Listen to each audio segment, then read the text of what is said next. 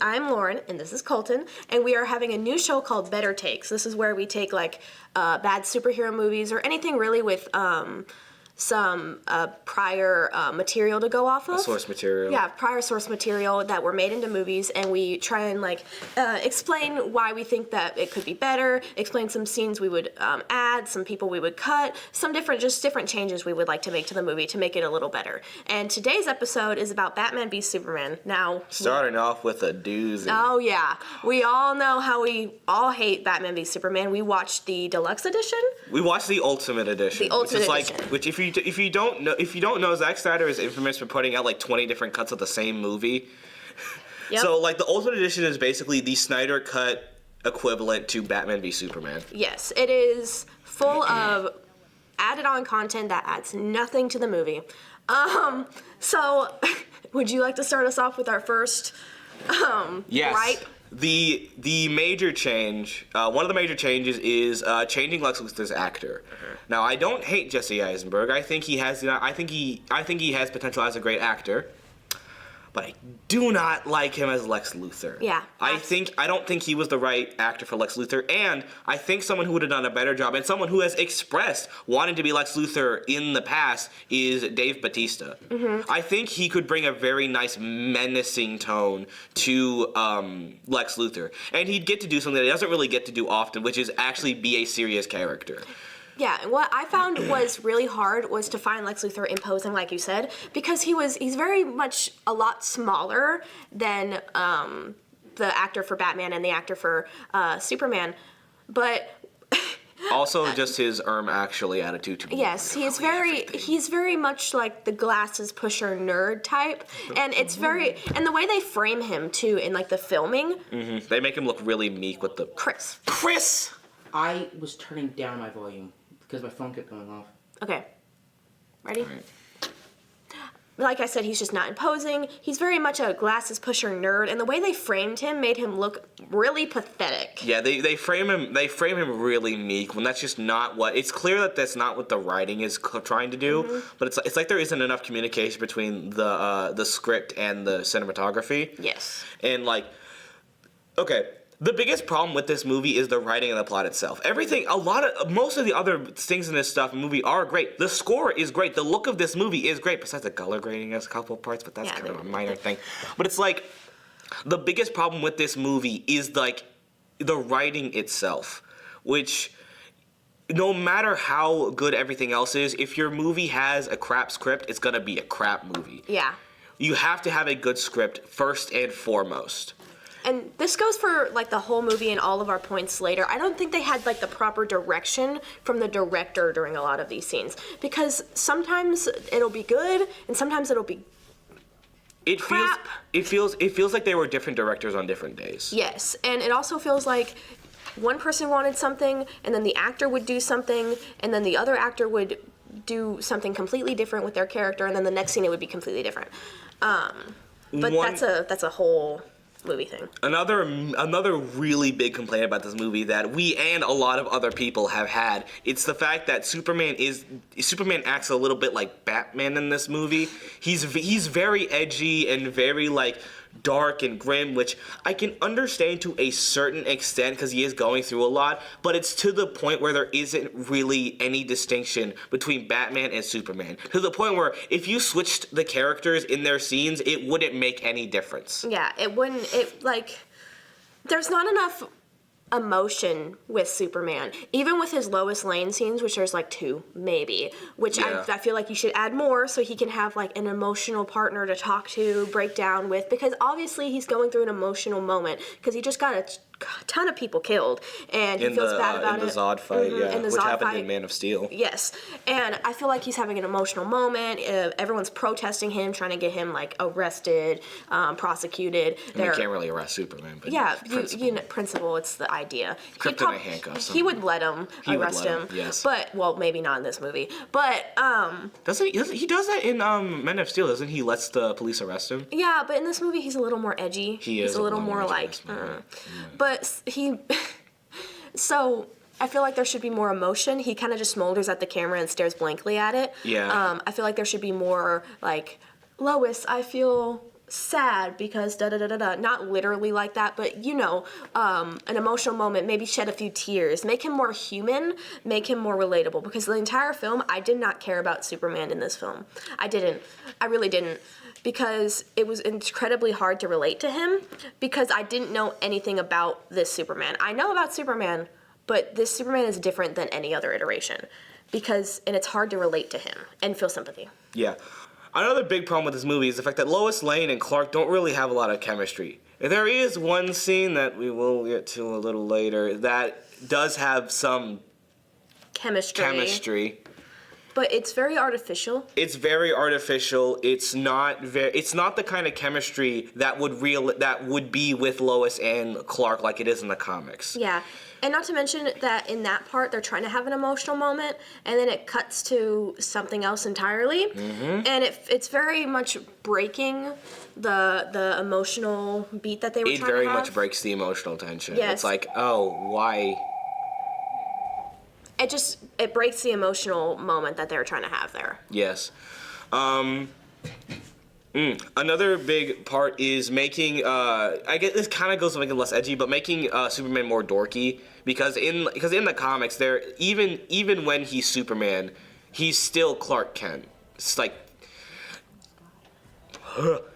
Superman is about as dorky as Clark Kent but like maybe there isn't a lot of that. Even Clark Kent isn't dorky in this movie. No, he's very confident in this movie, which is like sounds like a good thing, but with Superman, it's not really what you want. It's like Spider-Man being cocky as Peter Parker, unless it's like symbiote Spider-Man. It doesn't make sense. It doesn't. So, and then, also, he very much feels like he's Superman above Clark Kent.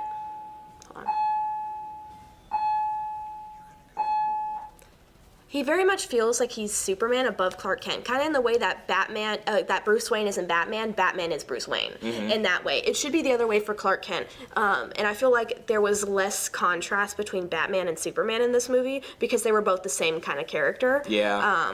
Which is, I don't understand why they were fighting. I understand why they were fighting in the first place. But their personalities are so similar in this movie, and their way of talking to each other and way of being. It feels artificial. Yes. Also, we almost forgot to mention, I don't think Wonder Woman needs to be in this movie. Like, even to set up, I think that her being in the movie, not actively makes it worse, but it sort of takes out things, because this is a Batman and Superman movie. It's like Wonder Woman doesn't need to be here outside of maybe a cameo at the very end to tease Justice League or something like that. Yeah. But there are parts in the end when, I guess, spoilers if you haven't watched the movie, it's almost 10 years old. Almost 10 years old. But whenever Superman stabs Doomsday with the kryptonite, it's in the comics, Wonder Woman is almost as strong as Superman. Mm-hmm. And she's not weak to kryptonite. So at that point, why not just have her do it? Have her have Superman hold him down or something, and then Wonder Woman stab him. It's an easy fix, and you would think that somebody would have pointed it out.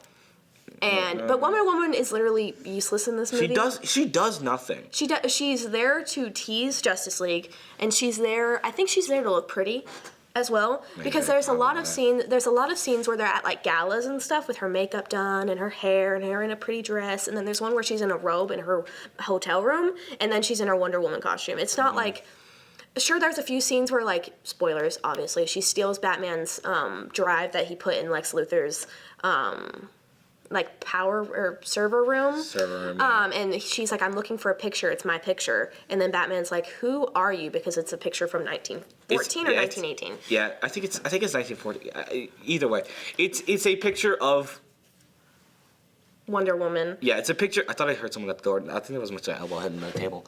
It's a picture of Wonder Woman in the 1910s, early 1900s. And then it's when Batman finds the foot, he's like, wait a minute.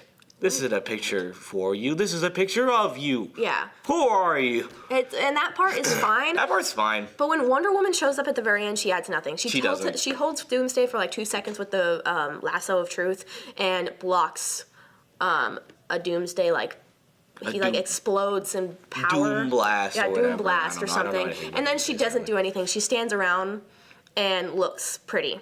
That's Yeah. it. That's the whole thing. Also, Doomsday being weak to kryptonite against what's in the comics, because he's literally infused with kryptonite in the comics, so it doesn't make sense that he'd be weak to kryptonite. Yeah, so we don't know why that's there. Also, at the very end, when Superman dies,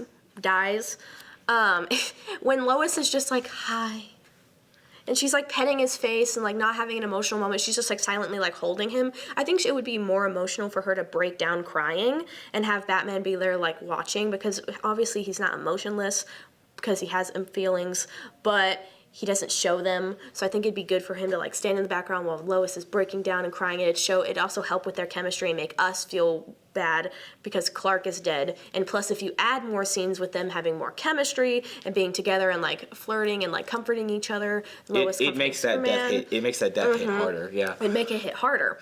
And it also make us feel more human towards Superman, because I didn't feel anything for him. I was like, okay, this movie is over. Great. Cool. I don't have to watch any more of this movie. Yes, that is exactly what it is.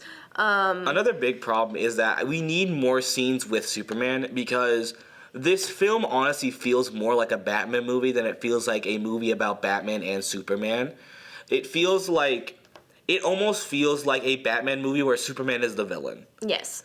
Which it shouldn't be. Like, the way we should feel about Batman v Superman is that like both sides are either both sides are right or both sides are wrong, and there's a miscommunication, like somewhere between that. 'Cause that's how it should work. Because obviously, Superman is not a villain, aside from a few like other recent movies. Aside from a few like other world comics and stuff, but like those are like other universe stuff, Obviously. But it's like Superman is supposed to be like a symbol of hope. Having him portrayed as like the villain of this movie really it dims down his character. Like Personally, because they gave Batman those emotional beats, like where you see his parents die, like in every movie, which we aren't gonna bring that up. You see his parents die, you see him at his grave, you see him like crying at their funeral. You see him and Alfred have like this emotional moment where Alfred's like, "You don't need to be Batman," and he's like, "I've been Batman for 20 years." Yeah, and so like you see all that emotional beats, and then when Superman comes up and is like, "You're branding criminals in Gotham," which is don't even get me started. Another whole thing. Why is he doing that? But we're not gonna touch on that because that's just a whole another can of worms. I guess just an overview for all of that is make Batman a little less violent in this movie, because he does a lot of stuff that would obviously kill people. Just remove most of the dream sequences. Yeah, but like I said, he gets more in the emotional moments, and when Superman comes up and is like, "Stop that," I'm like, "Why are you telling him to stop that when you're doing the same thing except less violently?" Exactly. So why are you being like that? And also, it makes me want to side with Batman more than Superman, and I feel like between the two, I should want to side with Superman because he's more of the symbol of hope and brighter than Batman is. So why am I wanting to side with Batman in this movie? And I mean, the thing is that it should be decisive. It's like not, you're supposed to side with Batman, you're supposed to side with Superman. It should be like where your loyalties lie will like, because it's like, gosh, it's... Also, another thing is removing all of like the filler and like all the unnecessary side plots, because there are a lot of things that happen in this movie, and I do not remember a single one of them. I don't remember how it led up to the plot. I don't know what happened, and I remember people in like Africa, I think.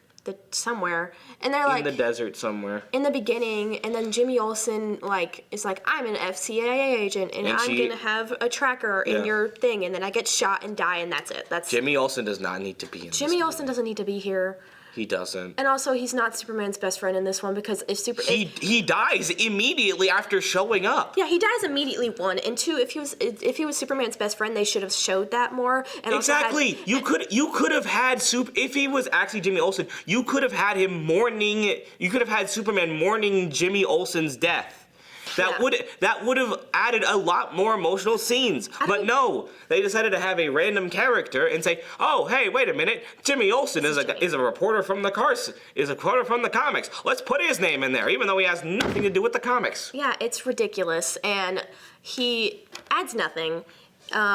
He's there for the name alone, and then he gets shot immediately and never mentioned again. In the beginning of the movie, literally first scene. And then even there's so many like different characters and plots, and then there's like a good hour and a half before you get back to them, and then you forget what they were doing. Exactly. And I was like, why are we following this girl again? I don't remember her purpose. There's still some stuff that's left unknown a little bit, which I guess it's supposed to tease the next one or whatever. I guess it's supposed to tease Justice League, but it's like not judging it as an installment in a series.